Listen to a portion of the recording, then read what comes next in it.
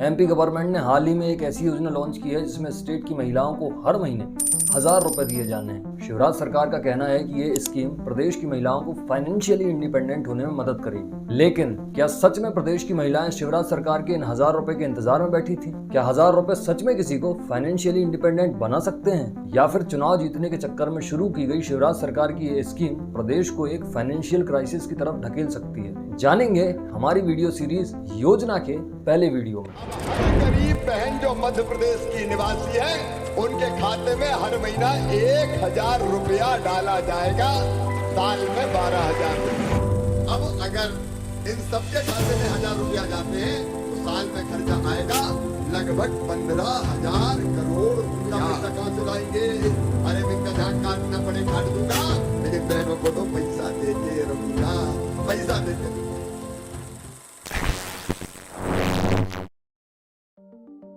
MP government की official website के अनुसार ये स्कीम उन महिलाओं के लिए है जिनकी एज 23 से 60 साल के बीच में है, या फिर उनकी सालाना आय 2.5 लाख से कम है। इस योजना के बारे में बात करते हुए स्कीम की लॉन्चिंग इवेंट में आई 50 साल की ममता ने कहा कि उनके पति की कुछ समय पहले मौत हो गई थी। उनका लड़का भी फिलहाल कुछ नहीं करता है और सरकार द्वारा दिए जा रहे ये पैसे उनके लिए काफी मददगार साबित होंगे। इसी तरह एक और महिला सविता सोनी ने कहा कि ये पैसे आने के बाद उन्हें अपने छोटे छोटे खर्चों के लिए किसी के सामने हाथ नहीं फैलाना पड़ेगा, इसलिए वे अब थोड़ा आजाद महसूस कर रही हैं। और तो और वे इस बात से भी खुश हैं कि सरकार ने ये अमाउंट बढ़ाकर 3000 करने की बात कही है। एमपी गवर्नमेंट के अकॉर्डिंग इस योजना से लगभग 1.25 करोड़ महिलाओं को फायदा होने वाला है और इसके लिए सरकार ने 2023 और 24 के फाइनेंशियल ईयर में 8000 करोड़ का बजट रखा है। लेकिन ये केवल इस स्कीम का एक ही पक्ष है। गौर करने वाली बात यह है कि मध्य प्रदेश का 2023 और 24 का टोटल बजट लगभग 3.25 लाख करोड़ है और इस योजना में खर्च किया जाने वाला पैसा मध्य प्रदेश के सारे बजट का 2.5% है। तो आखिर ये पैसा कहां से आ रहा है? क्या इसके लिए सरकार लोन लेगी? क्या चुनाव के बिल्कुल पहले चुनाव जीतने के उद्देश्य से लागू की गई इस स्कीम के पैसे शिवराज सिंह चौहान अपनी जेब से देंगे, या फिर जनता का गला घोंटकर? सारे सवालों का बस एक ही जवाब है और वो है लोन। तो जनता को बांटने के लिए खर्च किए जाने वाले ये पैसे भी लोन से ही आएंगे। मगर क्या आपको पता है कि 2023 और 24 के फाइनेंशियल बजट में मध्य प्रदेश गवर्नमेंट को 55,000 करोड़ का राजकोषीय घाटा सहन करना पड़ेगा? इसका साफ साफ मतलब यह है कि सरकार अपने रेवेन्यू से बहुत ज्यादा पैसे खर्च कर रही है और हर साल ये खर्चे झेलने के लिए सरकार को लोन का सहारा लेना पड़ता है। और यही कारण है कि फिलहाल एमपी गवर्नमेंट के ऊपर 3,31,000 करोड़ से भी ज्यादा का कर्ज है, जिसमें 32,000 करोड़ का लोन तो सरकार ने 2022 और 23 के फाइनेंशियल ईयर में लिया है। और तो और सरकार को इन लोन्स पर 7 से 9% तक का ब्याज चुकाना पड़ता है। यहाँ फिर कुछ सवाल आते हैं, सरकार आखिर ये लोन्स कैसे रीपे करेगी? और ज्यादा लोन लेकर, या फिर टैक्स बढ़ाकर, या फिर हेल्थ एजुकेशन जैसे कुछ इंपॉर्टेंट सेक्टर्स में स्पेंडिंग कम करके?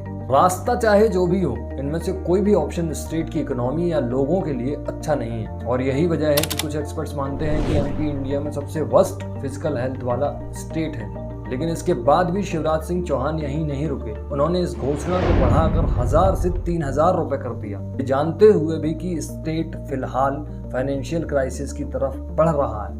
उन्होंने योजना को आगे बढ़ा दिया। एमपी गवर्नमेंट की ऑफिशियल वेबसाइट के अनुसार इस योजना के 3 प्रमुख उद्देश्यों में से एक उद्देश्य था पारिवारिक स्तर पर निर्णय लिए जाने में महिलाओं की प्रभावी भूमिका स्थापित करना। कोई सेंस है इस बात की? क्या सच में सरकार को ऐसा लगता है कि उनके दिए हुए 1000 रुपए से महिलाओं को समाज में और परिवार में सम्मान मिलने लगेगा? और फिर जहां गैस ही 1100 रुपए का आता है, क्या वहां 1000 रुपए किसी की बेसिक नीड पूरा करने के लिए काफी है? नहीं, उल्टा ये हो सकता है कि स्टेट की महिलाओं में डिपेंडेंसी सिंड्रोम क्रिएट हो जाए, जो कि उन्हें काम करने और नई स्किल सीखने से रोक दे। और जैसे जैसे सरकार अमाउंट बढ़ाते जाएगी, ये डिपेंडेंसी सिंड्रोम भी बढ़ते जाएगा। और तो और ऐसा भी हो सकता है कि स्टेट की लेबर सप्लाई में भी कमी आ जाए, क्योंकि अगर इन पैसों से किसी को फर्क पड़ने वाला है तो वो मोस्टली लेबर क्लास ही होगी। और अगर लेबर सप्लाई की कमी आई तो employment, work efficiency, development programme and money circulation, हर चीज़ में कमी आएगी। इससे इम्पैक्ट पड़ेगा स्टेट की इकोनॉमी को। और दूसरी तरफ अगर हम बात करें तो महिलाओं को पैसे देना एक तरह से उनकी जिम्मेदारी उठाने की तरह है। तो एक सवाल ये भी है कि आखिर गवर्नमेंट कब तक पैसे देती रहेगी? क्या इसका कोई जवाब है? शायद नहीं।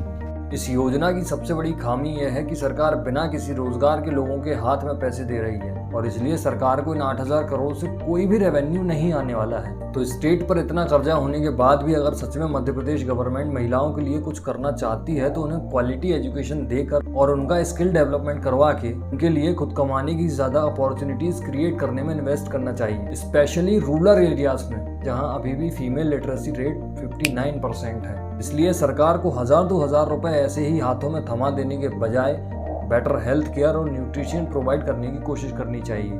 इस स्कीम की एक और सबसे बड़ी खामी यह है कि ये अपने इम्प्लीमेंटेशन और इम्पैक्ट के लिए बिल्कुल भी ट्रांसपेरेंट नहीं है। और तो और बेनिफिशियरीज को आइडेंटिफाई या वेरीफाई करने के लिए भी सरकार ने कोई क्लियर क्राइटेरिया प्रोवाइड नहीं किया है। इसके साथ ही इस योजना के इम्पैक्ट को मेजर करने के लिए भी सरकार के पास कोई क्लियर डेटा नहीं है। इसके साथ ही सरकार ने कोई भी कंप्लेंट या इशू को एड्रेस करने के लिए कोई भी फीडबैक सिस्टम नहीं बनाया है। इस योजना का लाभ पाने के लिए अभी भी बहुत सारी महिलाओं को परेशान होना पड़ रहा है। और तो और सरकार के पास ये भी जवाब नहीं है कि इस योजना का लाभ केवल और केवल डिजर्विंग लोग उठा रहे हैं। इसलिए जैसा शिवराज सिंह चौहान कह रहे हैं कि ये स्कीम एक बहुत बड़ा रिवॉल्यूशन है, शायद ऐसा नहीं है, क्योंकि महिलाओं के चैलेंजेस खत्म करने के लिए उनके हाथ में पैसे देना, उनके रियल इश्यूज से भागना और खुद को डिस्ट्रैक्ट करना है। अब देखना यह है कि लाडली बहना योजना से महिलाओं को फायदा होगा या फिर मुख्यमंत्री जी को चुनाव में।